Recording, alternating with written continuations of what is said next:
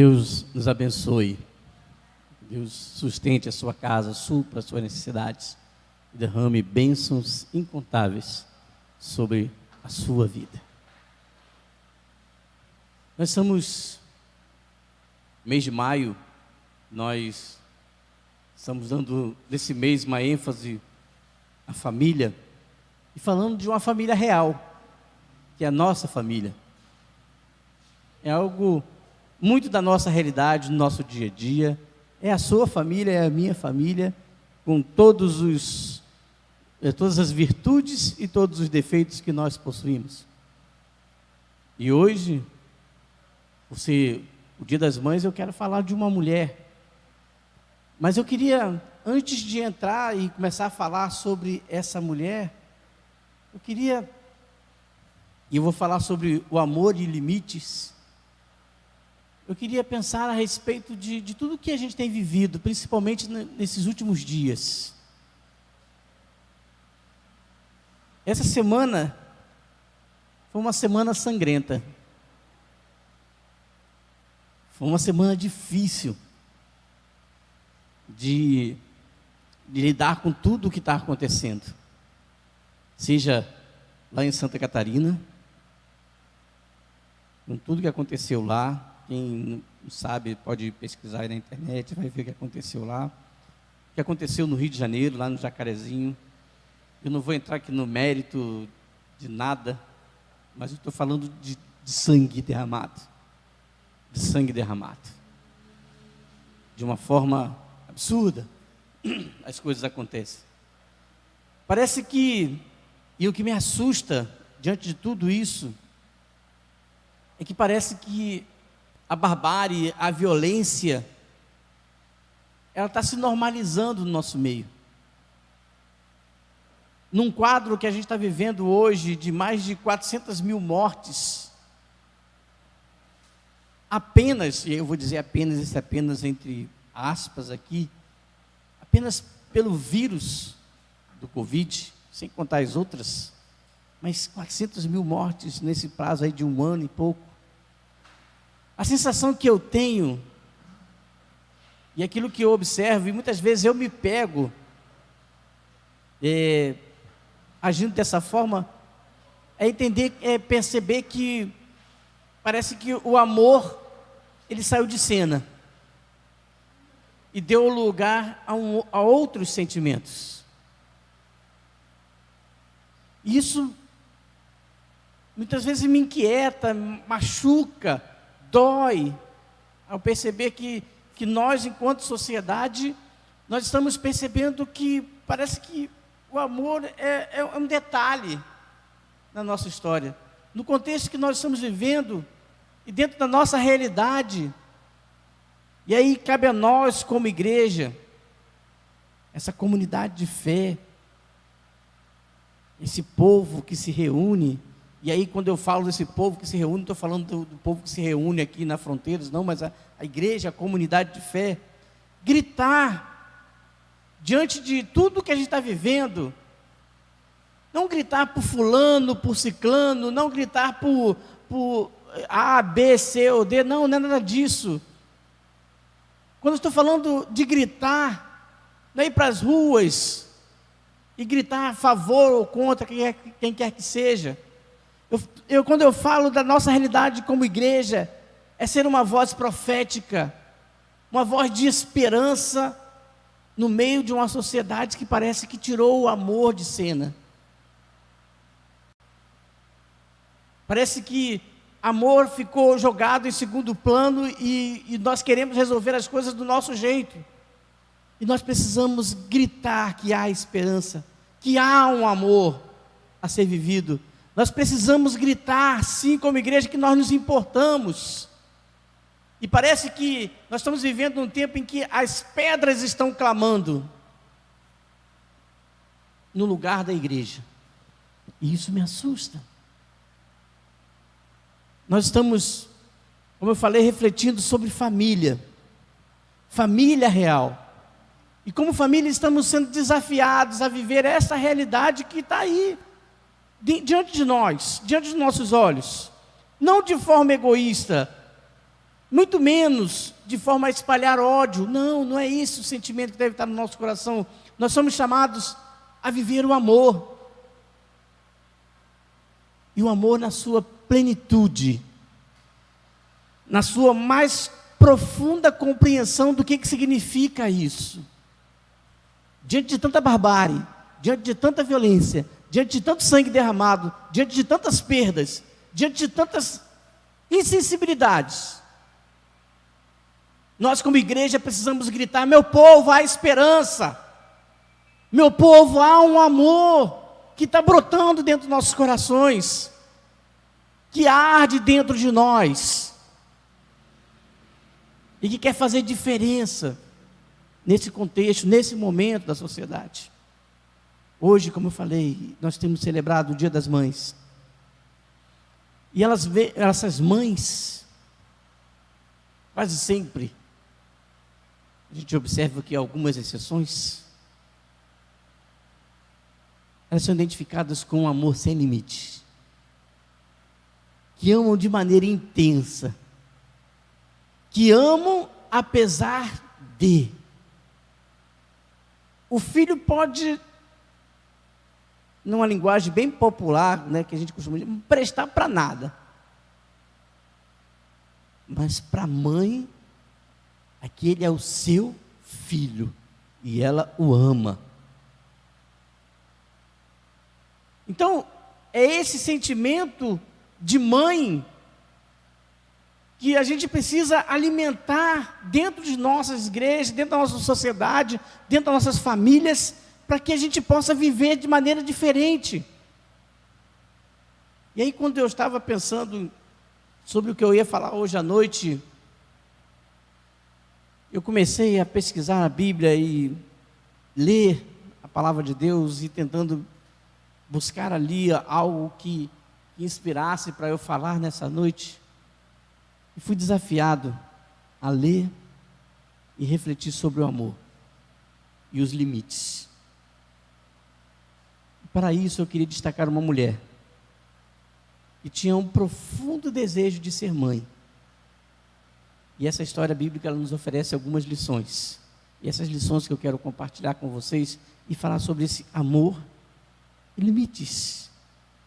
E como que o amor, ele pode nos ajudar a enfrentar ou a passar, a transpor alguns limites. Muitas vezes é imposto para cada um de nós. E o primeiro, eu gostaria de destacar, a primeira lição, e eu vou falar quem é essa mãe, vocês já devem saber de quem eu estou falando, mas é que o amor, ele é forjado, ele é moldado em meio aos limites da adversidade. Esse amor, ele é forjado, ele é moldado em nós, nos limites da adversidade. E eu estou falando de Ana. E o texto de 1 Samuel, capítulo 1, vai falar a respeito dessa experiência dessa mulher, dessa Ana, e como ela superou diversos limites, e como algumas situações que ela viveu, fez com que o amor estivesse enraizado dentro dela, estivesse brotando de uma forma grandiosa. E é isso que eu quero compartilhar com vocês nessa noite. E diz da seguinte forma o texto lá em 1 Samuel. Havia certo homem chamado Eucana, que era o esposo de Ana, e ele tinha duas mulheres, uma se chamava Ana e a outra Penina. Só que Penina tinha filhos e Ana não tinha filhos. Todos os anos, esse homem subia de sua cidade a Siló para adorar e sacrificar ao Senhor. No dia em que Eucana oferecia sacrifícios, ele dava porções à sua mulher Penina e a todos os filhos e filhas dela. Mas a Ana dava uma porção dupla, porque a amava. mesmo que o Senhor a houvesse deixado estéril, ele continuava amando. E porque o Senhor a tinha deixado estéril, sua rival, Penina, provocava continuamente, a fim de irritá-la. E isso acontecia ano após ano. Sempre que Ana subia à casa do Senhor, sua rival a provocava e ela chorava e não comia. Essa é a experiência de Ana. Essa é a experiência que ela viveu naquele momento ali de profunda adversidade. E a gente pode observar ali que nessa adversidade, o amor estava sendo forjado, moldado dentro do seu coração. Mas muitas vezes algumas pessoas podem pensar, acreditar que o amor é moldado pela adversidade não é valorizar o sofrimento? Será que eu tenho que ficar valorizando o sofrimento para que o amor seja moldado dentro da minha vida? Não, não é nesse sentido que eu estou falando. Não é nessa ideia que eu estou falando que, não, a gente tem que sofrer para poder valorizar. Não, não é nesse sentido. Tem gente que fala, né, você tem que sofrer para aprender. Né? Mãe costuma dizer para a gente assim, né? Não sei se a mãe de vocês disse isso para você, mas a minha disse muito isso. Né? Quando eu morrer, vocês vão ver. Né? Tipo, quando vocês passar pelo sofrimento de não ter mãe, aí vocês vão aprender o que é uma mãe. Não é isso? Então, algumas vezes a gente pensa que a gente precisa sofrer, então que só com sofrimento. Não, isso é doença. Você acreditar que só com o sofrimento que aprende. A gente aprende com as coisas boas também. Mas as adversidades também ajudam a gente a crescer. É a adversidade que faz, por exemplo, que a gente esteja aqui agora transmitindo esse culto. A gente nunca tinha feito isso antes. A gente nunca tinha passado nessa ideia na nossa cabeça assim de, vamos fazer o culto ao vivo.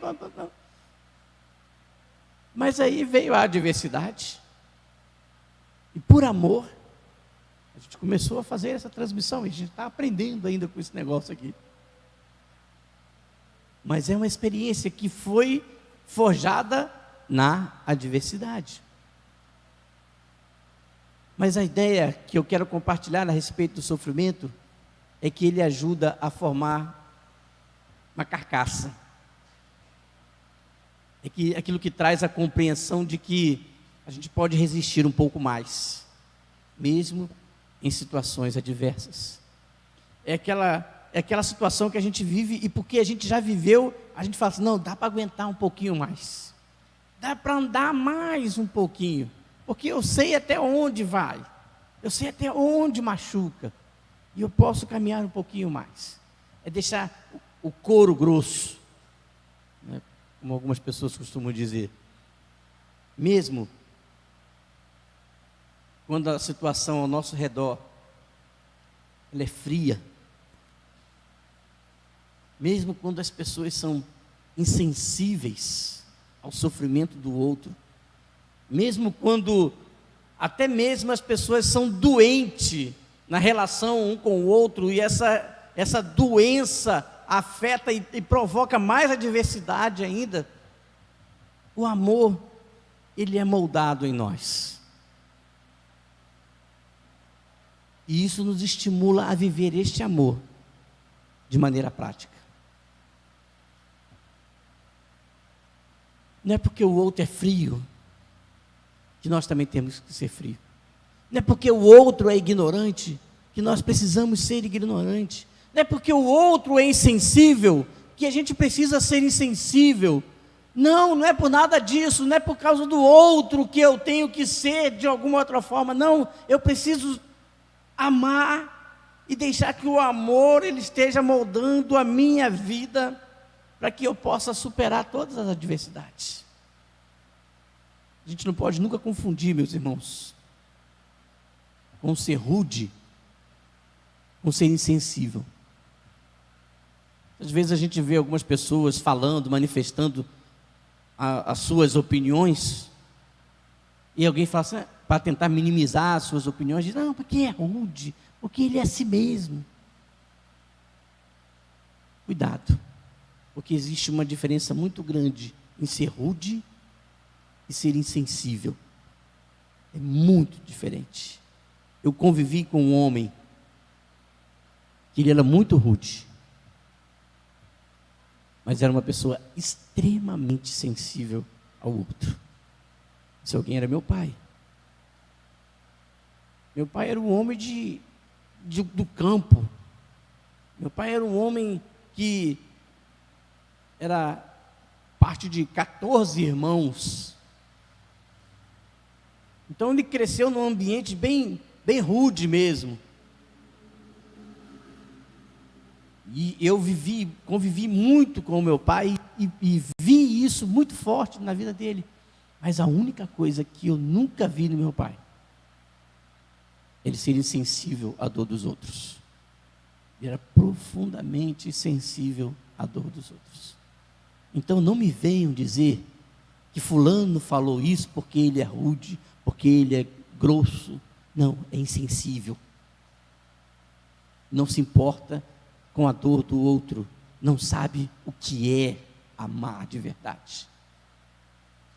Por isso que nós devemos pegar a adversidade, pegar as situações da nossa vida e permitir ser moldado pelo amor, mesmo quando nós estamos numa situação adversa. É a gente olhar para a realidade que nós estamos vivendo e perceber que nós estamos sendo moldados.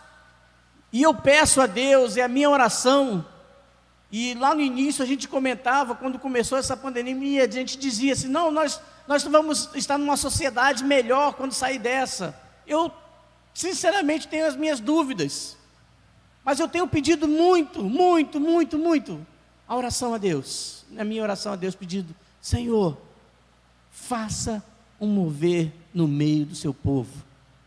Mas para isso, a igreja, ela precisa gritar, e muito alto, uma mensagem de esperança. Ela precisa ser um farol, que aponta para o amor, e não para o ódio, que aponta para a esperança, e não para o lucro, que aponta para a vida, e não para a ganância. Esse é o nosso papel como igreja. Esse é o nosso papel como família, que nós precisamos viver. Então permita ser moldado. Permita ser moldado por esse amor. E viva esse amor dia a dia. A segunda lição que eu aprendo, a primeira é que nós somos moldados pela adversidade, e esse amor é moldado dentro de nós. A segunda é que o amor expõe os limites de ser quem a gente é. O amor, ele expõe. Pelo fato de o amor estar em nós, nós não temos medo de expor quem nós somos. E quando o amor, ele é parte fundamental nos relacionamentos, a gente não precisa ter medo de se expor e dizer quem a gente é. E eu estava lendo essa semana, eu nem sabia que eu ia pregar sobre Ana, mas eu estava lendo na oração de Ana, e eu achei interessante como que a Ana, ela se colocou naquele momento diante de Deus. Como que ela falou com Deus ali? Na sua mais profunda angústia, alguém que estava sendo motivo de chacota, alguém que dentro de uma sociedade profundamente machista, de uma sociedade que não valorizava a mulher, que a mulher era um ser inútil. A mulher servia para procriar e pronto e acabou, não tinha mais nenhuma utilidade. E se ela não procriava, não servia para mais nada. Nem para ser trocada por um animal ela servia. E aí dentro desse contexto, de uma mulher que sofreu todos esses tipos de adversidade, dentro da própria casa, ela sendo motivo de chacota, e ela ali então teve a oportunidade de ver o amor sendo restaurado e moldado dentro da vida dela. E aí quando ela chega nessa segunda parte, eu quero destacar com vocês, de que a gente é quem a gente é mesmo, quando a gente vive esse amor, é quando a Ana chegou diante de Deus. E o texto continua dizendo, certa vez quando terminou de comer, e beber em Siló, né? Ana com a sua família estava ali. Estando ainda o sacerdote Eli sentado numa cadeira junto à entrada do santuário do Senhor, Ana se levantou e com a alma amargurada chorou muito e orou ao Senhor. E fez um voto dizendo: ó Senhor dos exércitos, se tu deres atenção à humilhação da tua serva, te lembrares de mim e não te esqueceres da tua serva, mas lhe deres um filho, então eu o dedicarei ao Senhor por todos os dias da sua vida. Enquanto ela continuava a orar diante do Senhor, Eli observava a sua boca. Como Ana orava silenciosamente, seus lábios se mexiam, mas não se ouvia a sua voz. Então Eli pensou que ela estivesse embriagada. Olha só, angustiada, humilhada, sofrida, passando por diversos tipos de adversidades.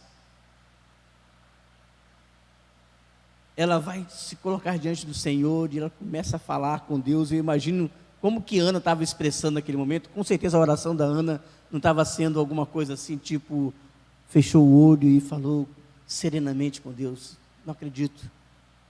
Era uma oração de alguém profundamente amargurado, sentido, doído pela circunstância que ele estava vivendo. E quando ela orou, Eli então pensou: ela deve estar embriagada. Mulher, ela está orando ali, ela está manifestando aquilo tudo ali, mas nem voz sai da sua boca. E Eli lhe disse: até quando você continuará embriagada? Abandone o vinho. E Ana respondeu: não se trata disso, meu senhor. Sou uma mulher angustiada. Não bebi vinho, nem bebida fermentada. Eu estava derramando a minha alma diante do Senhor. Não julgues tua serva como uma mulher vadia. Estou orando aqui, até agora, por causa da minha grande angústia e tristeza.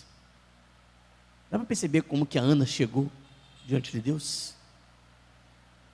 Dá para perceber como que ela estava naquele local? Quantas vezes nós vivemos uma situação dessa, meus irmãos, de estarmos angustiados? Quantas vezes nós vivemos essa situação de olhar para a realidade e falar assim: não tem saída, não tem um fim, a dor está forte demais, o problema, a adversidade está acabando comigo, eu não consigo obter aquilo que eu preciso.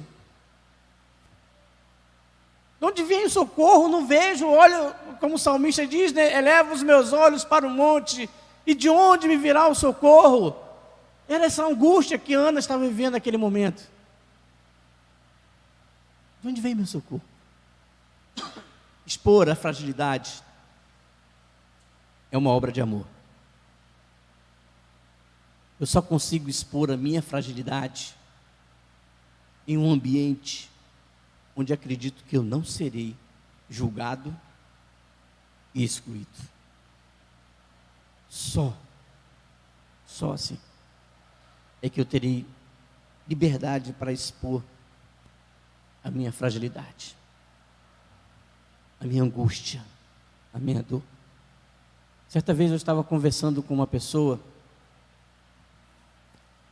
a gente começou a contar a nossa história, eu comecei a contar a minha história de vida, e eu falei da minha experiência e tal. E aí parece que aquela pessoa, ela se sentiu tipo: eu posso me abrir. Porque ele se abriu, ele se expôs. Agora eu posso me abrir. E aquela pessoa começou a abrir os seus sentimentos, a angústia, até ponto de chegar a tomar remédios para se matar. Porque tinha desistido de viver por toda a angústia que vivia, por falta de aceitação, por falta de acolhimento. E ele foi falando, e aquilo ali foi... Eu falei, Senhor, me ajude a acolher, me ajude a amar, me ajude a respeitar e a não julgar, porque foi coisas profundas da alma que ele expôs. E a minha oração era o tempo todo, Senhor, sara e me ajude, para que eu não venha apontar o dedo e dizer, você não pode fazer isso. E foi um momento bem difícil. Ana estava diante de Deus, expondo toda a sua dor, toda a sua fragilidade, a ponto de ser confundida com alguém embriagado. A gente percebe que uma pessoa embriagada, ela não está sob os domínios da sua faculdades mentais, ela não está sob o domínio de si mesma, ela está sob o domínio do álcool, da droga, qualquer que seja. E então, ela se expôs de forma tão forte, que ela foi confundida. Não era fácil para Ana a situação dela. Como eu falei, na época, na sociedade que ela vivia, ela era uma pessoa inútil. Hoje uma mulher pode fazer escolha, eu quero ter filhos, eu não quero ter filhos. Apesar de quando uma das mulheres fala, eu não quero ter filho, ela é julgada pela sociedade. Mas hoje ela tem direito de fazer essa escolha, né? Mas naquela sociedade ela não tinha esse direito. Ela não tinha de forma alguma aquilo, na verdade era uma mancha social que ela tinha, ela carregava.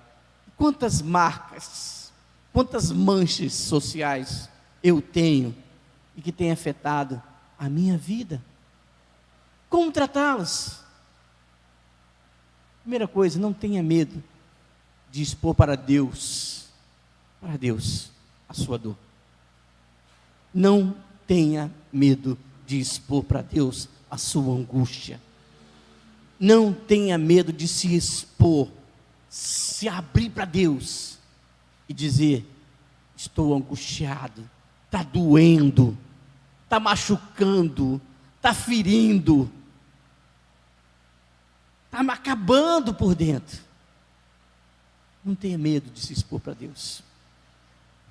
E segundo, procure alguém que expresse verdadeiramente o amor de Deus e peça socorro e diga, ore por mim, vamos caminhar juntos.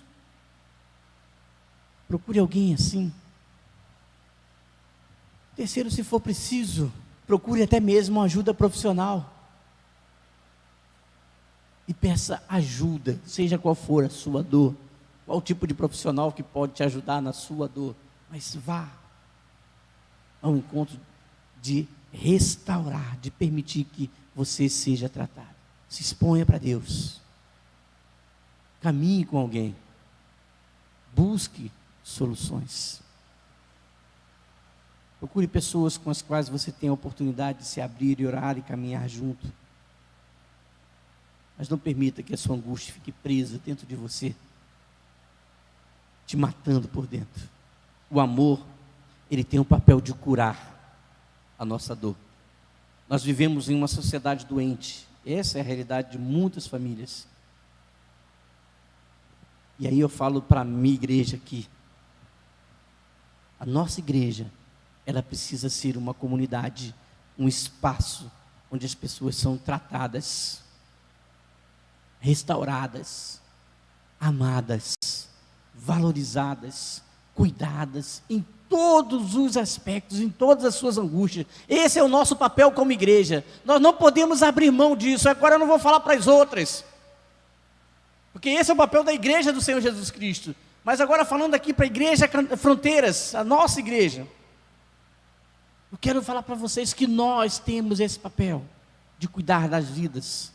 As pessoas precisam olhar para nós e entender que nós somos uma comunidade onde as pessoas cuidam uma das outras, onde o amor é vivido, onde o amor é forjado dentro de nós, onde nós podemos ser quem nós somos e seremos amados, respeitados, acolhidos. Só assim nós poderemos ser quem a gente é, sem ter que se esconder, sem ter que esconder as nossas dores para ser aceito.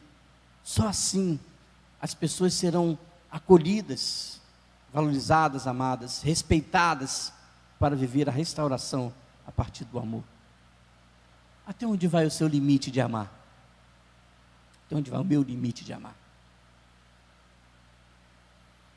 As pessoas, elas se sentem leves para se expor com você? Você tem alguém assim na sua vida, para quem você possa se expor? Essa é a segunda lição. O amor, ele expõe quem nós somos de verdade. Porque o amor lança fora o medo. E a gente tem agora a liberdade de dizer um para o outro: eu estou doente, eu estou com dor, eu estou doente, eu estou sofrendo. Eu preciso de gente para caminhar junto comigo. A terceira lição que eu aprendi com Ana: que o amor supera os limites do eu e do meu. O texto continua dizendo: ele respondeu, depois da oração, ele respondeu: vá em paz, e que Deus de Israel lhe conceda o que você pediu. Então ela seguiu o seu caminho, comeu, e seu rosto já não estava mais abatido. Olha só como é importante alguém expor a sua angústia. Olha como é importante alguém ouvir a nossa angústia. Porque ela saiu dali, agora o seu rosto já não estava mais abatido. E Ana, logo depois, teve relações com seu esposo, engravidou, e no devido tempo deu à luz um filho, e deu-lhe o nome de Samuel, dizendo: eu o pedi ao Senhor. Eu falei para o Senhor da minha dor, eu falei para o Senhor da minha angústia, e Ele me ouviu. Esse foi o nome que Ana colocou no seu filho. Eu o pedi ao Senhor. E Ana disse ao seu marido: depois que o menino for desmamado, eu o levarei e o apresentarei ao Senhor, e ele morará ali para sempre. Então ela ficou em casa e amamentou o seu filho até que o desmamou. Depois de desmamá-lo, levou o menino, ainda pequeno, à casa do Senhor, e levaram o menino a Eli. E ela lhe disse: meu Senhor, falando para Eli, juro por tua vida que eu sou aquela mulher que esteve aqui ao teu lado orando ao Senhor. Era este menino que eu pedi ao Senhor, e o Senhor concedeu o meu pedido. Por isso agora eu dedico ao Senhor, por toda a sua vida será dedicado ao Senhor. E ali adorou o Senhor. Como uma mãe pode abrir mão da convivência com um filho tão desejado? Ela desejava demais, ela estava angustiada para ter um filho. E agora ela teve um filho. Ela falou assim: eu vou entregar ele ao Senhor, e ele vai viver lá no templo o resto da sua vida. Ele só vai desmamar, e depois ele vai para o templo. E ali ele ficou. Como abrir mão de uma convivência de um filho tão desejado? Como abrir mão de algo que ela queria tanto? A gente só abre mão de alguma coisa, meus irmãos, por algo ainda maior. E no caso de Ana, é por causa da sua relação de amor com Deus. Vivemos tempos em que as pessoas não querem abrir mão do que é seu. O meu tomou uma proporção tão grande que muitas vezes é impeditivo para o outro. Consome o outro porque é meu, é meu, é meu, é meu. E aí, como nós estamos falando de mães hoje, né? Tem mãe, e eu já ouvi isso de muita mãe, viu? Eu ouvi isso de muita mãe. Tem mãe que não abre mão do seu filho, do meu filho, mesmo com consequência desastrosa para o próprio filho, que é meu filho. Tem mãe que é assim, tem pai também. Mas como hoje é dia das mães, estou falando para as mães. Criam filhos inseguros, dependentes, frágeis, na ânsia de protegê-los, de não querer abrir mão do que pertence a ela. E para alguma dessas mães eu falo: mãe, você está criando filho para a vida, não é para você. É difícil isso, né? Teve uma mãe que me disse: mas pastor, eu não consigo abrir mão. Daqui a pouco vai chegar uma mulher aqui, vai pegar o meu filho e vai levar embora. Como assim?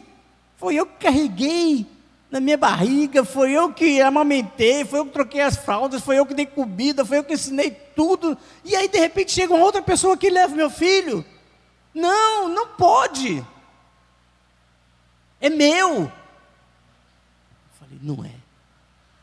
Não é seu. O amor,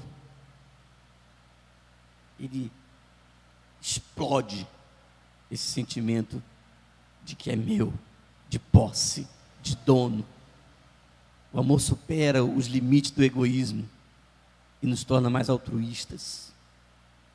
O filho de Ana, Samuel, se tornou um dos principais profetas em Israel.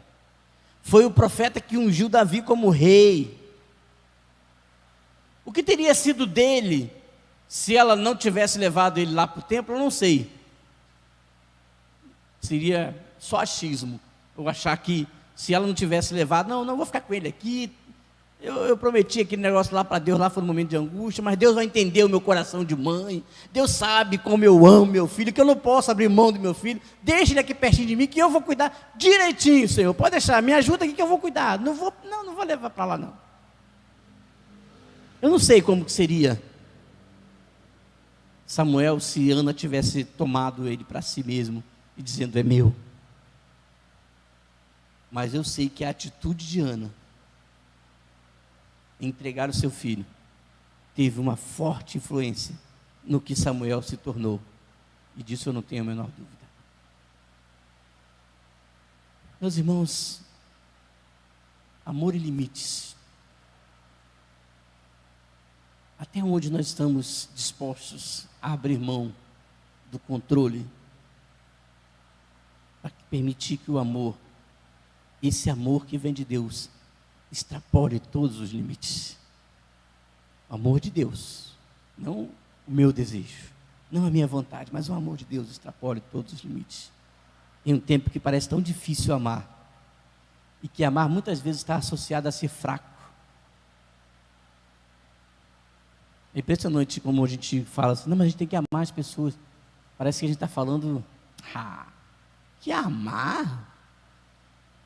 Hoje eu li uma frase que eu fiquei chocado, não vou nem repetir, mas só para que ver aqui, de uma pessoa que é evangélica e tudo mais. Aquilo me machucou profundamente.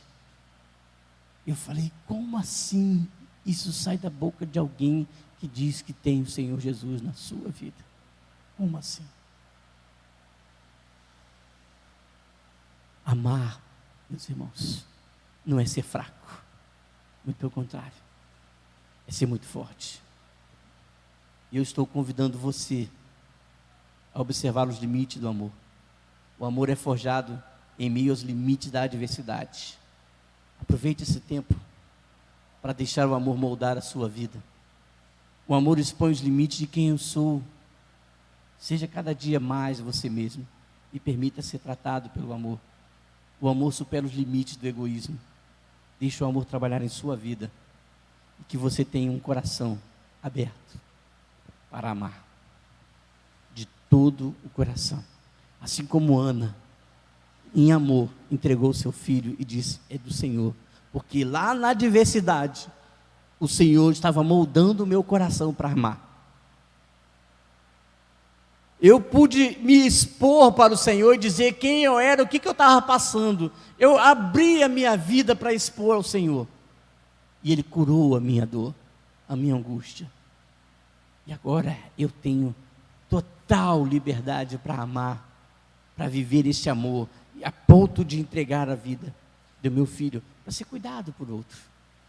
E é interessante que a Ana, todo ano, quando a gente vai lá, eu leio no capítulo 2, e é a última vez que fala de Ana, pelo menos que eu que eu achei, se tiver algum outro lugar eu não consegui achar, mas foi a última vez que fala de Ana que ela, todo ano, ela ia ao templo e levava uma túnica nova para o seu filho, que ela mesma bordava.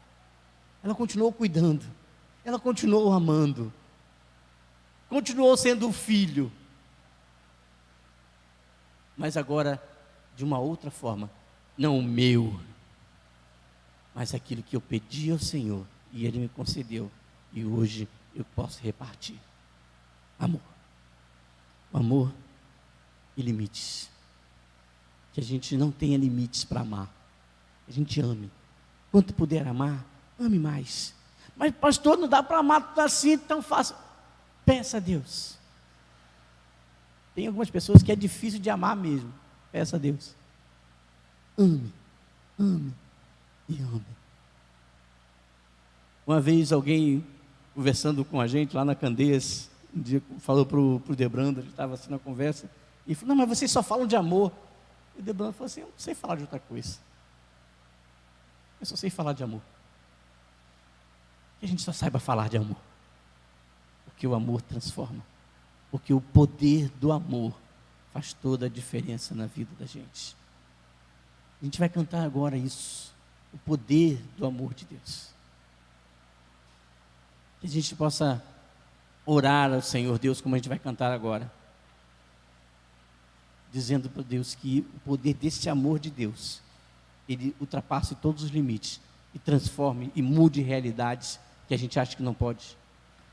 Que não haja tanto derramamento de sangue, que não haja tanta maldade no meio da gente, porque o poder do amor de Deus está sendo anunciado pelo seu povo. Vamos anunciar esse amor, vamos divulgar esse amor de Deus a todas as pessoas. Amém.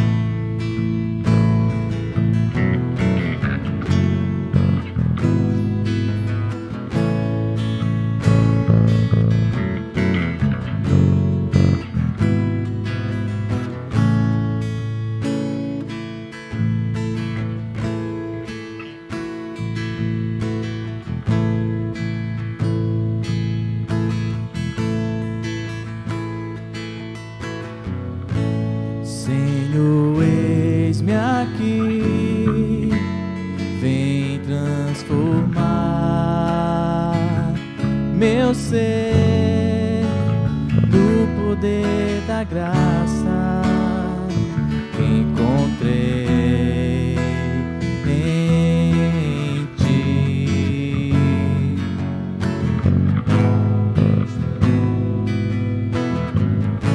Senhor, descobri que as fraquezas que há em mim podem ser vencidas no poder do teu amor.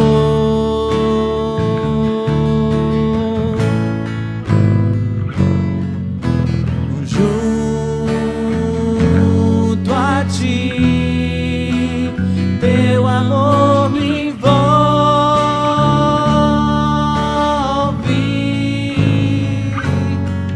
atrai-me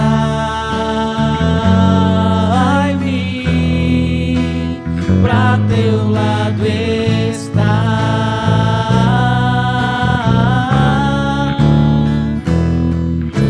Espero em ti e subo como águia nas asas do Espírito, contigo voarei no poder do teu amor.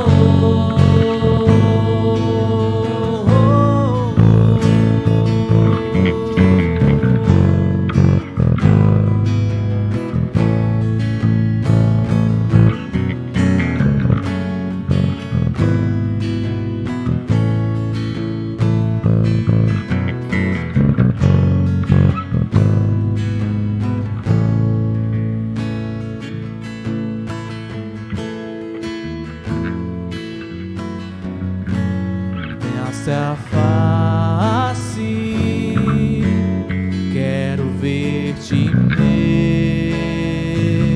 Senhor e conhecer o amor que habita em ti.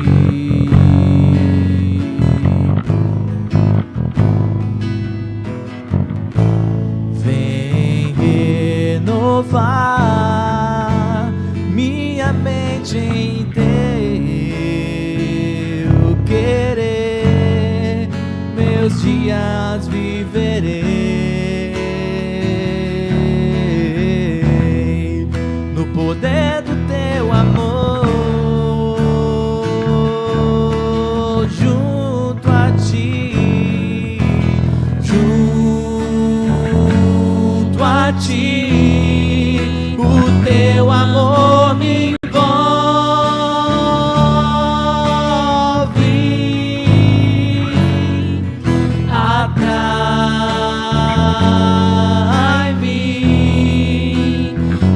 teu lado está.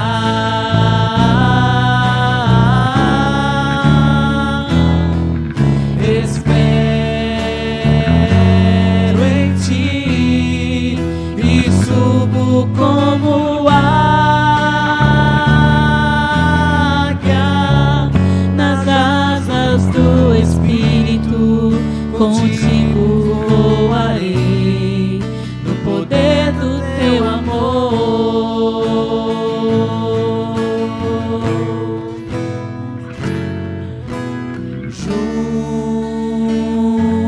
Junto a ti, teu amor me envolve,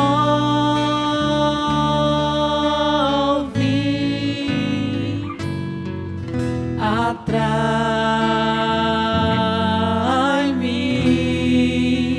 pra teu lado está.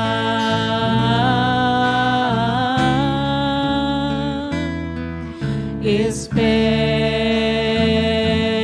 em ti e subo como águia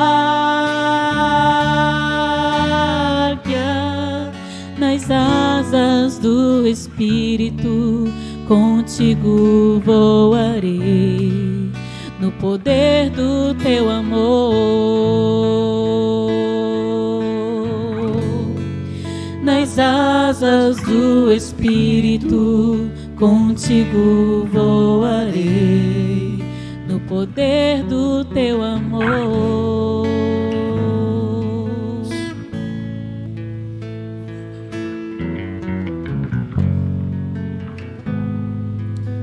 Senhor Deus e Pai, nós louvamos pelo teu poder em nós, pela tua graça que é manifestada em cada vida, em cada um de nós. Que o teu Santo Espírito, ó Pai, nos convença a cada dia de que amar é a solução, de que amar faz mudança, transforma a vida, muda realidades. Nós só podemos amar, Pai, porque o Senhor nos amou primeiro e nos ensina a cada dia o que é o amor. Ensina a amar, ó Pai, a minha família, a minha esposa, os meus filhos, a cada dia. Me ensina, Pai, a amar os meus irmãos. Me ensina, Pai, a amar aqueles que muitas vezes pensam e agem totalmente diferente daquilo que eu penso. Faz isso, Pai. Faz essa obra em meu coração, em nossos corações. Derrama, ó Pai, do teu cuidado na vida de cada um de nós, do teu amor, do poder do teu amor em cada um de nós. Senhor Deus, eu quero nessa noite, de uma forma muito especial, agradecer pelas mães da nossa igreja. E como nesse ato simbólico, assim como estou agora estendendo a minha mão para cima da Rogelma, pedindo que o Senhor abençoe a vida dela como mãe, que a tua mão também, ó Pai, esteja sobre a vida de cada uma das nossas mães, aquelas que estão assistindo agora, participando, ou que em outro momento vão assistir. Que a tua mão poderosa esteja sobre cada uma delas. Obrigado pela vida delas, por tudo que elas representam para nós como filhos, para os nossos filhos, tudo que elas representam para a nossa sociedade, de uma forma bem específica, tudo aquilo que elas representam aqui para a nossa igreja. Cuide, Deus, da vida de cada uma dessas mães. Que o teu amor alcance a vida de cada uma delas, que a expressão do amor que elas têm pelos seus filhos seja um reflexo da expressão do teu amor por cada um de nós. Manifesta a tua graça, tua misericórdia, o teu poder na vida de cada uma mãe. Nós oramos e agradecemos no nome precioso de Jesus. Amém, Senhor Deus. Amém. Que Deus abençoe vocês, mãe, aqui representada pela Rogelma com a gente aqui, né? A mãe que está aqui. Que Deus abençoe você, mãe. Eu sou muito grato a Deus pela vida das mulheres que fazem parte da minha vida.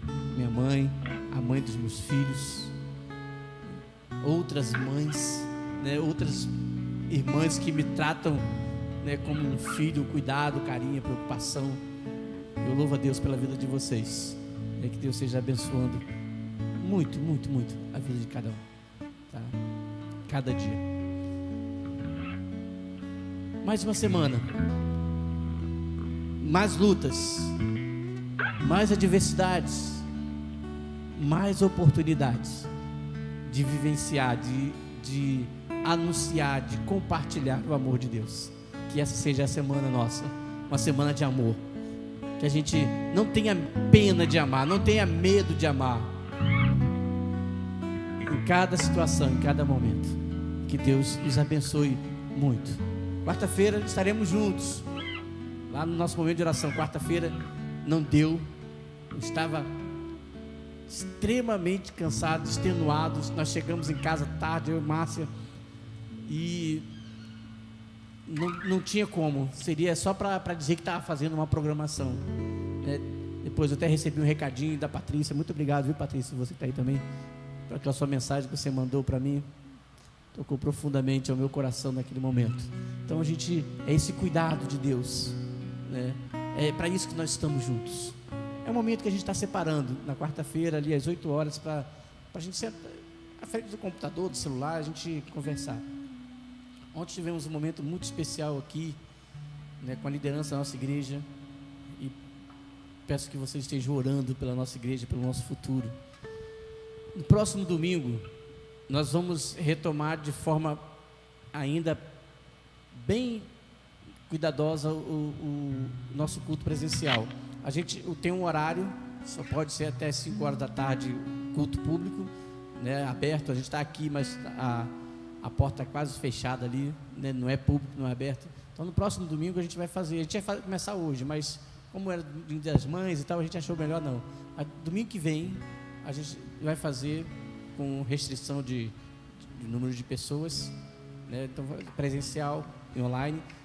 E se o decreto não mudar, a gente vai fazer na parte da manhã, né? A gente vai confirmar aí o certo horário, não sei se 9 ou 10 horas, a gente vai depois ajeitar com o pessoal os detalhes aí, qual é o horário melhor, né? Mas se não mudar o decreto com relação ao horário, a gente vai fazer na parte da manhã.